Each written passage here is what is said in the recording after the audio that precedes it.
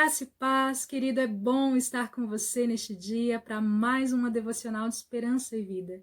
E o texto bíblico, o qual eu quero meditar consigo hoje, ele é bem conhecido no nosso meio cristão e se encontra na carta de Paulo aos Romanos, em seu capítulo 8, versículo de número 28, que diz assim: Sabemos que todas as coisas cooperam para o bem daqueles que amam a Deus, daqueles que são chamados segundo o seu propósito.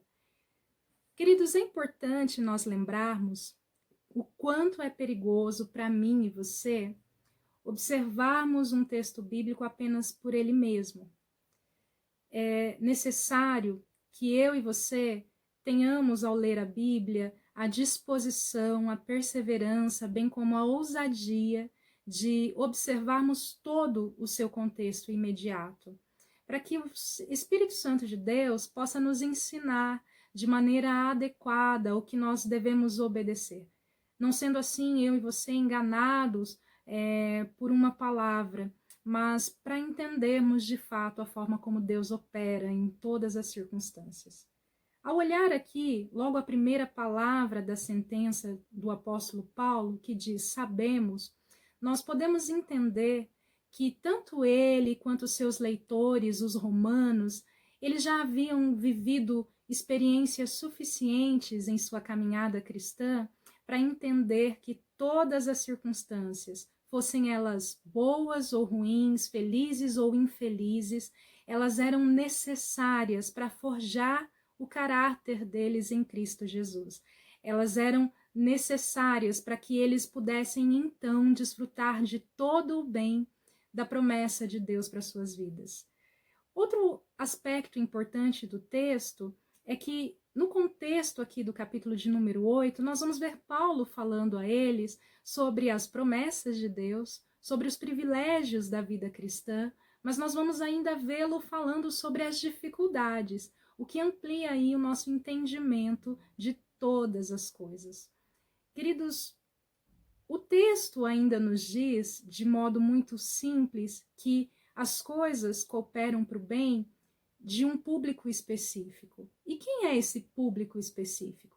Aqueles que amam a Deus. E o que é amar a Deus, meus irmãos? Bom, para isso, eu quero lembrar você de um outro texto bíblico que se encontra lá no livro de 1 João, no capítulo de número 5, no versículo 3, que diz assim: Porque nisto consiste o amor a Deus, em obedecer aos seus mandamentos.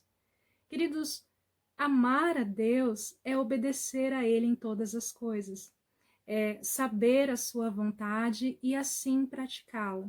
Quando nós fazemos a nossa pública declaração de fé, dentre várias declarações a que nós fazemos, nós dizemos que temos a Bíblia como a nossa regra de fé e prática. Ela não é só a nossa regra de fé por meio da qual nós conhecemos a Deus, mas ela é também a nossa regra de prática que nos ensina no caminho que devemos andar, que nos orienta e que nos faz cada vez mais semelhantes a Cristo. E se você for continuar lendo o texto que temos por base hoje, no capítulo 8 de Romanos, a partir do versículo de número 29, você vai entender e saber bem que o propósito de Deus para minha e sua vida é que nós sejamos cada vez mais parecidos com Jesus. Nós precisamos ser imitadores de Cristo.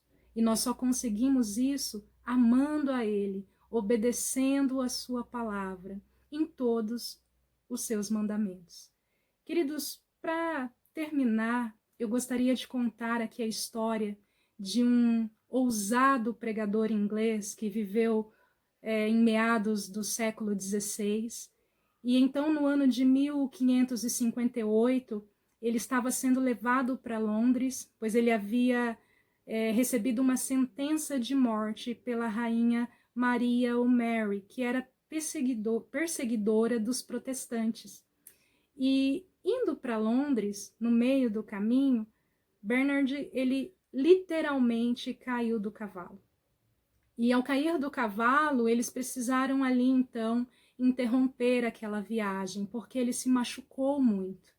E naquela circunstância, ele olhou para os guardas que estavam levando ele para sua sentença de morte e disse: eu não tenho dúvidas de que até mesmo este doloroso acidente provará ser uma bênção para a minha vida. O fato é que Bernard, ele cria que todas as coisas em sua vida cooperavam para o seu bem, porque ele de fato amava ao Senhor. E depois de uma melhora, eles puderam então seguir com a sua viagem, passados alguns dias. Então eles já estavam atrasados para sua sentença de morte. Só que ao se aproximar da cidade de Londres, eles começaram a ouvir os sinos da igreja a tocar. E ao ouvir os sinos, eles perguntaram para as pessoas mais próximas: ué, por que os sinos estão a ressoar? E a resposta foi: a Rainha Maria I morreu e não haverá mais a fogueira dos protestantes. Gilpin, então, ele olhou para os guardas que estavam levando ele e disse: vejam, tudo caminha para o bem. Queridos, é importante que eu e você lembremos disso. Todas as coisas cooperam para o bem daqueles que amam a Deus. Sejam estas circunstâncias boas ou ruins aos nossos olhos, eu e você precisamos perseverar em amar ao Senhor, obedecendo ao seu mandamento, porque a promessa já nos foi dada e aquele que prometeu é fiel para cumprir nas nossas vidas.